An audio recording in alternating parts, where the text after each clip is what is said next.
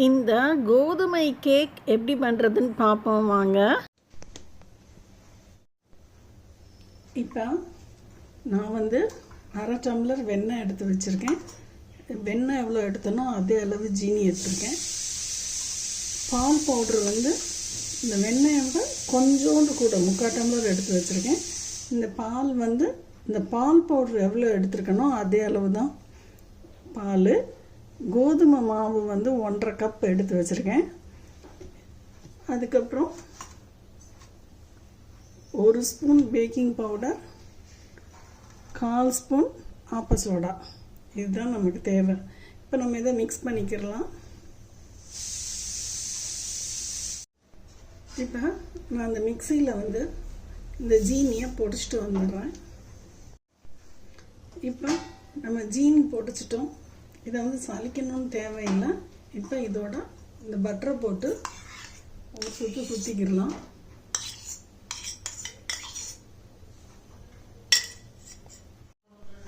இங்கே பாருங்க, இந்த அளவு நம்ம சுற்றி இருக்கோம். இப்போ இதில் எல்லாத்தையும் நம்ம ஊற்றிக்கிடலாம். இப்போ பாருங்கள், நெக்ஸ்ட்டு நம்ம மில்க் பவுடர் இதை போடுறேன். இதில் இந்த பால் இருக்குது, 3/4 டம்ளர் பால், அதையும் ஊற்றி ஒரே ஒரு சுற்றிக்கிறோம். இப்போ பாருங்கள், நமக்கு இந்த கன்சிஸ்டன்சி வந்திருக்கு. இதில் நம்ம பேக்கிங் பவுடர் 1 ஸ்பூன் போடுறேன், ஆப்ப சோடா 1/4 ஸ்பூன் போடுறேன், கொஞ்சோண்டு வெனிலா எசன்ஸ்,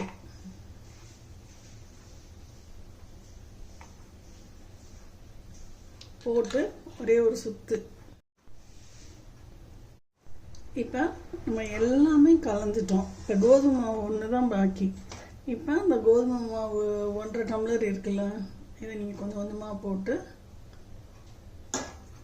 1 டம்ளர் இருக்குது, இதை முதல் கலந்துட்டு அப்புறம் அடுத்ததை போட்டு கலந்துக்கிடலாம். பாதியை போட்டு ஃபஸ்ட்டு கலக்கிறேன்.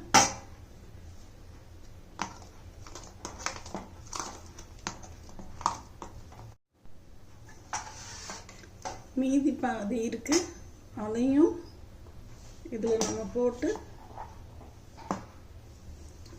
கலந்துடுறோம். இது மிக்சியில் நம்ம சுத்த தேவையில்லை, சும்மா அந்த மாதிரி ஸ்பூன்லேயே கலந்தால் போதும். இப்போ பாருங்கள், நம்ம மிக்சிலலாம் சுத்தலை, நமக்கு இந்த கன்சிஸ்டன்சி இருக்குது.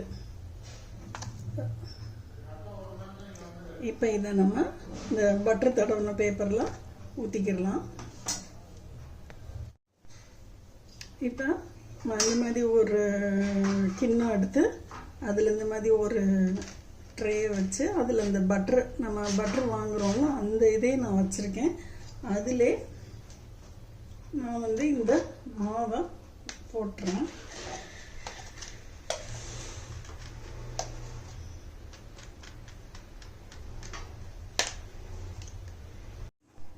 இங்கே பாருங்க, இந்த மாதிரி நம்ம ஊற்றி வச்சுருக்கோம். இப்போ இந்த அடுப்பில் மணல் வச்சுருக்கேன். இது சும்மா பழைய காலத்து கேக் அவன் தான். இதை வச்சுட்டு சட்டியை கேக்கை உள்ளே வச்சு இந்த மாதிரி மூடி வச்சிடலாம். மூடி வச்சுட்டு நம்ம அடுப்பை பற்ற வச்சுக்கலாம். இப்போ நமக்கு நல்லா அடுப்பு எரியுது. நல்லா ஹையில் வச்சுருக்கேன் ஒரு 10 நிமிஷம். அதுக்கப்புறம் சிம் பண்ணிக்கிடலாம். இப்போ இது வேகட்டும். இப்போ நமக்கு 20 நிமிஷம் ஆயிருக்கு. இப்போ இந்த ஸ்டேஜில் நான் இதில் மேலே கொஞ்சோண்டு இந்த நம்ம சாக்லேட் இருக்குல்ல, நம்ம வெளியே விற்கிறாங்கல்ல, அந்த சாக்லேட்டும் முந்திரியும் எடுத்து வச்சுருக்கேன். நம்ம சும்மா அதில் தூவிக்கிடலாம்.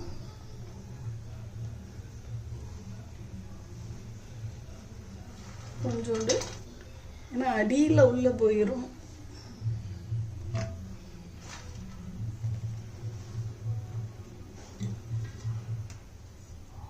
எவ்வளோ வேணுமோ நீங்கள் தூவிக்கணும். ஊற்றிட்டு மூடி வச்சிடலாம். இப்போ நம்ம 1/2 hour ஹையில் வச்சுருக்கோம், 1/2 hour சிம்மில் வச்சுருக்கோம். இப்போ பாருங்க, இது சென்டரில் வெந்துடுச்சான்னு பார்க்குறோம்.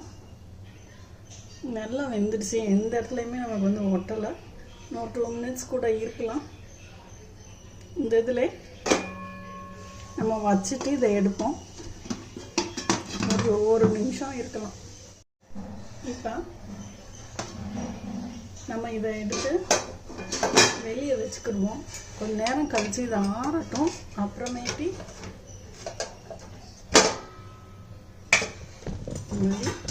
இப்போதைக்கு நம்ம வச்சுருக்கோம், இருக்கட்டும், ஆறட்டும். அதுக்கப்புறம் நம்ம இதை எப்படி பண்ணுறதுன்னு பார்ப்போம். இப்போ பாருங்கள், கேக்கு வந்து நமக்கு ஆறிடுச்சு. இப்போ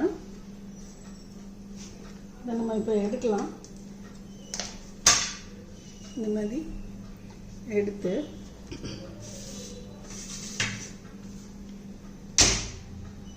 இதில் போட்டிருக்கோம். பாருங்க எப்படி எடுக்கணும்னா,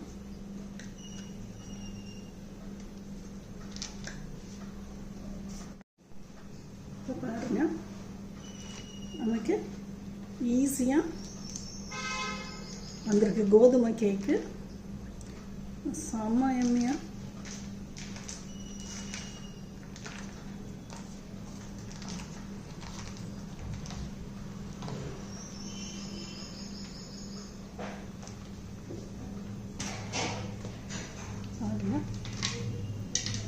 எப்படி ஒரு ஸ்பாஞ்சியாக அமுங்குதுன்னு.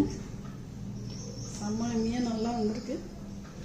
சாக்லேட் இது ஃபுல்லும் நம்ம சாக்லேட் ஊற்றணும்ல, அது வந்து இலகி கையிலலாம் விட்டுது, வேற ஒன்றும் இல்லை.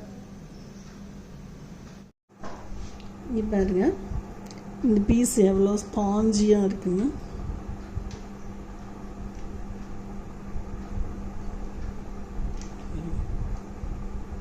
செம்ம டேஸ்ட்டாக, செம்ம சாஃப்டாக, செம்ம ஸ்பாஞ்சியாக சூப்பராக இருக்குது.